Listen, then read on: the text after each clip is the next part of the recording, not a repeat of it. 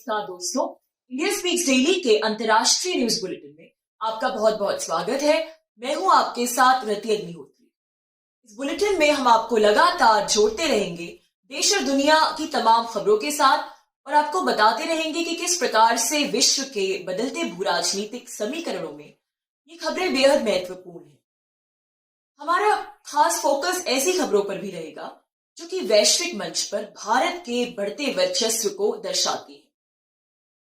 तो आज का बुलेटिन केंद्रित है तेल की जियोपॉलिटिक्स पर। जैसा कि हम जानते हैं कि आज के समय में तेल के आयात निर्यात के जो मापदंड है, जो मानदंड है, वो भू राजनीतिक समीकरणों से जुड़े हुए हैं। तेल एकमात्र उत्पादन नहीं है आज के परिप्रेक्ष्य में, बल्कि एक ऐसी चीज है जिससे अर्थव्यवस्थाएं बन सकती हैं तो साथ ही बिगड़ भी सकती हैं। तेल की अपनी एक जियोपॉलिटिक्स है, इसकी अपनी एक भू राजनीति है और कौन कितना तेल किससे किस समय खरीदता है। विश्व में जिसका वर्चस्व है वही इस तेल की आयात और निर्यात की चेन को कंट्रोल करता है, नियंत्रित करता है। तो ये जो तेल की जियोपॉलिटिक्स है, जो इसके समीकरण है, इससे भारत किस प्रकार से प्रभावित होता है, इसी पर हम आज चर्चा करेंगे। पेट्रोल और डीजल की बढ़ती कीमतों को नियंत्रित करने की दिशा में भारत सरकार ने एक बेहद महत्वपूर्ण पहल की है और इस निर्णय के अनुसार तेल की आपूर्ति के लिए भारत अब किसी भी एक गुट विशेष पर निर्भर न होकर बहुत से देशों से तेल आयात करेगा। यानी किसी एक देश या फिर किसी एक गुट विशेष पर भारत निर्भर नहीं रहेगा, बल्कि बहुत से देशों से भारत तेल आयात करेगा और भारत के जो तेल आयात की सोर्सेज हैं उन्हें भारत अब डाइवर्सिफाई करेगा। भारत सरकार सऊदी अरब से जो तेल आयात करती है, जो तेल सऊदी अरब से आयात होता है, उसमें अब कटौती करेगी। बल्कि सभी ओपेक देशों से भारत जो तेल आयात करता है उसमें अब कटौती होगी। कटौती होने का विचार कर रही है भारत सरकार। इसके बजाय भारत अब अमेरिका से ज्यादा तेल आयात करेगा और अमेरिका के अलावा दक्षिण अफ्रीकी देशों से, गयाना जैसे देशों से, कनाडा से और मेक्सिको से भारत जो है वो तेल आयात करने का विचार कर रहा है। इससे एक फायदा तो ये होगा कि भारत को जो ओपेक देशों से जिन दामों पर तेल मिलता है उसके मुकाबले भारत को इन सभी देशों से, चाहे वो अमेरिका हो या कनाडा और दूसरे देशों, कुछ सस्ते दामों में तेल उपलब्ध हो पाएगा। और दूसरा फायदा ये होगा कि ओपेक देशों पर जो भारत की जरूरत से ज्यादा निर्भरता है अपनी तेल की आवश्यकताओं की पूर्ति के लिए, वो कम होगी। अब ओपेक देश है क्या? ओपेक जो है वो 5 ऐसे देशों का संगठन है जो कि हम कह सकते हैं कि विश्व की जो तेल की आयात निर्यात की चेन है उसको काफी हद तक नियंत्रित करते हैं और जो तेल का व्यापार है उसमें काफी वर्चस्व है इन देशों का। और यहाँ पे तेल का सबसे ज्यादा उत्पादन होता है और सबसे ज्यादा तेल ये देश जो है एक्सपोर्ट करते हैं। तो ये 5 देश है: ईरान, इराक, कुवैत, सऊदी अरब और वेनेजुएला।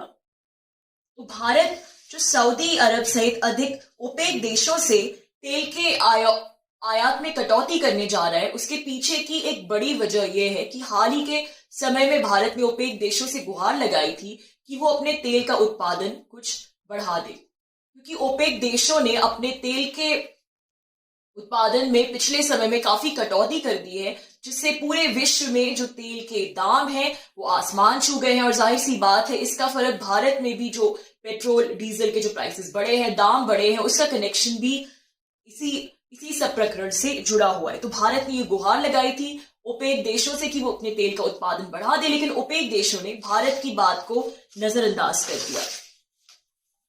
तो भारत ने सऊदी अरब से भी तेल की सप्लाई बढ़ाने की मांग की थी और सऊदी अरब ने भी उसकी बात को नजरअंदाज कर दिया। उल्टा उसने भारत को कहा कि भारत के पास जो तेल के सस्ते तेल के रिजर्व्स पड़े हैं, भारत उस तेल का उपयोग करे अपनी आवश्यकताओं की पूर्ति के लिए। तो इसीलिए भारत ने अभी निर्णय लिया है कि ओपेक देशों पर, खासकर कि सऊदी अरब पर जो उसकी तेल की निर्भरता है उसको कम करेगा।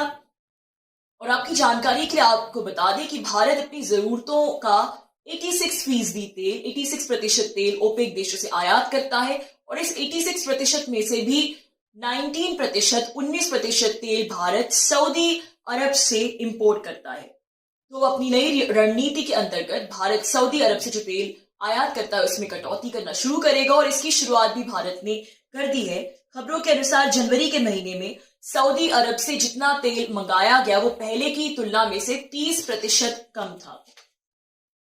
तो इस सब के पीछे, जैसा कि हमने बुलेटिन की शुरुआत में भी कहा था, विश्व के तेल के तेजी से बदलती जियोपॉलिटिक्स है, तेल की तेजी से बदलते राजनीतिक समीकरण है। आज के दौर में जो तेल है वो सिर्फ एक उत्पादन नहीं है बल्कि अर्थव्यवस्थाओं का विकास इससे जुड़ा हुआ है। अर्थव्यवस्थाओं की नियति जो है वो तेल से जुड़ी हुई है। तो ऐसे में जाहिर सी बात है कि जो विश्व की सबसे शक्तिशाली अर्थव्यवस्थाएं हैं वो अपने हितों के अनुसार, अपने इंटरेस्ट के अनुसार, उनके जो वेस्टेड इंटरेस्ट होते हैं, उनके जो स्वार्थ होते हैं उसके अनुसार वो ये नियंत्रित करती हैं, ये कंट्रोल करती हैं कि कौन किससे तेल खरीदता है और कौन किससे तेल नहीं खरीदता है। इसलिए विश्व के भू राजनीतिक गलियारों से जो तेल है वो अछूता नहीं है।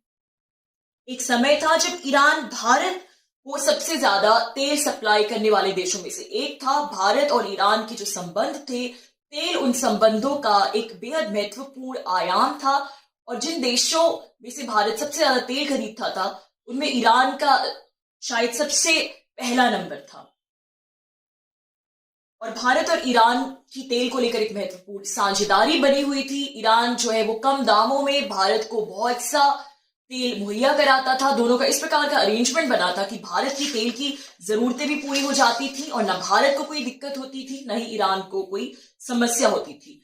ये कह सकते हैं भारत का एक तेल का इकोसिस्टम बना हुआ था। लेकिन फिर डोनाल्ड ट्रंप शासनकाल में अमेरिका ने ईरानी तेल के आयात पर प्रतिबंध लगाए और ये प्रतिबंध इस प्रकार से लगाए, इतने कठोर प्रतिबंध लगाए कि भारत का ये जो इकोसिस्टम है ध्वस्त हो गया, ये बिगड़ गया पूरी तरह से। हालांकि शुरुआती दौर में भारत ने बहुत कोशिश की कि डोनाल्ड ट्रंप शासन को, अमेरिकी शासन को इस बात के लिए मनाए कि भारत जो है, चूंकि उसकी अर्थव्यवस्था अभी इस दौर से गुजर रही है कि उसको तेल की बहुत जरूरत है अपनी विकास की आवश्यकताएं पूरी करने के लिए, इसलिए भारत को इन प्रतिबंधों से छूट दे दी जाए, एग्जेम्पशन दे दिया जाए।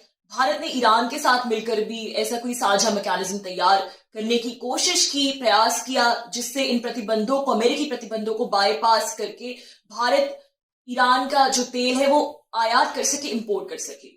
लेकिन फिर आखिरकार विश्व में अमेरिका के बढ़ते वर्चस्व के आगे भारत को झुकना पड़ा और ईरान से जो भारत तेल आयात करता था, जिसकी मात्रा इतनी ज्यादा थी, वो धीरे धीरे करके मात्रा कम होती गई। उधर भारत अमेरिका से जो तेल आयात करता था उसकी मात्रा दिन दोगुनी रात चौगुनी बढ़ती गई। खबरों के अनुसार भारत जो तेल अमेरिका से आयात करता है 2016-17 में इसकी मात्रा 0 थी, यानी शून्य थी। लेकिन इस साल की शुरुआत तक इसकी मात्रा 10.8 मिलियन टन तक पहुंच गई है। तो आप देख सकते हैं कि किस प्रकार से जीरो से इस फिगर में इतना भारी उछाल आया है जो तेल भारत अमेरिका से इंपोर्ट करता है। और इसके अलावा 2016-17 में जो तेल भारत ईरान से इंपोर्ट करता है, 2016-17 में ये इस तेल की जो क्वांटिटी थी वो एक हिस्टोरिक हाई पर थी, जिसे कहते हैं 27 मिलियन टन भारत ने ईरान से इंपोर्ट किया था 2016-17 में, 27.2 मिलियन टन। और अब इस समय ये आंकड़ा 0 तक पहुंच गया है। तो आप देख सकते हैं कि किस प्रकार से ईरान जो सबसे ज्यादा तेल सप्लाई करता था भारत को, वो आंकड़ा 0 तक पहुंच गया। अमेरिका का जो तेल सप्लाई का आंकड़ा है वो 0 से इतना ज्यादा उछाल आ गया उसमें। जो बाइडेन शासन के आने के बाद भारत के मन में कुछ उम्मीद जगी कि शायद अब ईरानी तेल के आयात पर जो प्रतिबंध लगे हैं वो हट जाएंगे। लेकिन फिलहाल तो ये प्रतिबंध ज्यों के त्यों बने हुए हैं। हालांकि ईरानी तेल कंपनियों ने भारतीय तेल कंपनियों को खबरों के अनुसार अप्रोच करना शुरू कर दिया है, बातचीत करनी शुरू कर दी है उनसे कि उन्हें ईरान से दोबारा तेल आयात करने की दिशा में विचार करना चाहिए।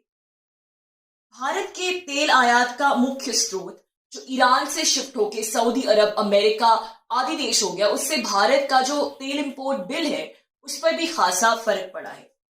2016-17 और 2019-20 की अवधि के बीच में भारत के तेल इंपोर्ट बिल में 56% उछाल आया, यानी तेल खरीदने के लिए भारत 50 पहले से 2016-17 की तुलना में भारत 56% ज्यादा पैसे देता है, उसे इतने ज्यादा पैसे खर्च करने पड़ते हैं। 2016-17 में भारत का तेल import bill rupees 5.42 lakh crore था और 2019-20 में ये बढ़कर रुपीस 8.43 लाख करोड़ तक पहुंच गया। तो इस सबसे क्या निष्कर्ष निकलता है? यही कि भारत का अपनी जरूरतों को पूरा करने के लिए एक अच्छा खासा इकोसिस्टम बना हुआ था। उसने ईरान के साथ मिलकर और भी देशों से भारत तेल आयात करता था, लेकिन ईरान पर उसकी बहुत ज्यादा निर्भरता थी और ईरान के साथ मिलकर उसने एक इकोसिस्टम बनाया हुआ था जिससे किसी को भी कोई समस्या नहीं होती थी और भारत की तेल की आवश्यकताएं भली भांति पूरी हो जाती थी। लेकिन अमेरिका के प्रतिबंध लगाने से ये इकोसिस्टम जो है ये बुरी तरह से ध्वस्त हो गया, ये टूट गया और कहीं ना कहीं जो भारत में जो पेट्रोल और डीजल के प्राइसेस में वॉलेटिलिटी देखने को मिल रही है, जो इस प्रकार से बढ़ रहे आसमान छू रहे हैं, उसमें इस बात की मुख्य भूमिका है कि जो भारत को ईरान से तेल इंपोर्ट करना बंद करना पड़ा और भारत का जो तेल आयात का सारा इकोसिस्टम था वो बुरी तरह से बिगड़ गया, हिलडुल गया। तो ये तो एक अच्छी बात है कि भारत ओपेक देशों पर अपनी निर्भरता कम करने की कोशिश कर रहा है, क्योंकि इससे जो ईरान का भी जो ईरानियन ऑयल इंपोर्ट पर जो प्रतिबंध लगा उससे भी भारत को यही सीख मिली कि भारत को किसी एक पर अपनी निर्भरता नहीं रखनी चाहिए। तो ये अच्छी बात है कि ओपेक देशों पर भारत अपनी निर्भरता कम करने की कोशिश कर रहा है तेल के मामले में, लेकिन फिर भारत को ये ध्यान रखना होगा कि एक चंगुल से निकलकर कोई वो दूसरे चंगुल में यानी अमेरिका के चंगुल में ना फंस जाए। और ईरान से दोबारा तेल आयात करने के रास्ते भी भारत को खुले रखने चाहिए शायद। तो दोस्तों आज के लिए बस इतना ही। बहुत जल्द आपसे फिर मुलाकात होगी कुछ नई खबरों के साथ। तब तक के लिए अनुमति दीजिए। नमस्कार।